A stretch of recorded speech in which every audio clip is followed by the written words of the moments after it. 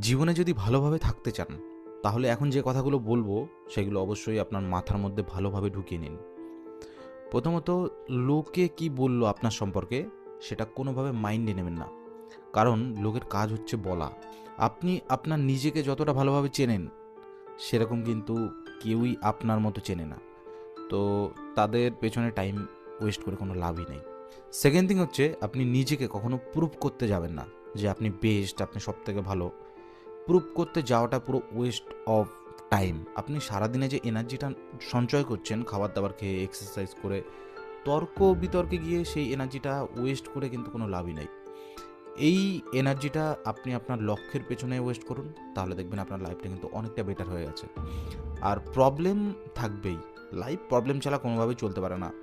তো আপনাকে হাসি মুখে প্রবলেমটাকে কিন্তু গ্রহণ করে নিতে হবে। আপনি যদি প্রতিশোধ নেওয়ার কথা ভাবেন, সেটাও কিন্তু আপনার এনার্জিটাকে কিন্তু বেকার বেকার খরচা করে দেওয়ার একটা জায়গা। তো আপনি রিভেঞ্জ বা প্রতিশোধ নেওয়ার থেকে ডিলিট করে দিন তাদের আপনার লাইফ থেকে। তো এইভাবে কিন্তু আপনি আপনার জীবনটাকে আরও সুন্দরভাবে গড়ে তুলতে পারবেন।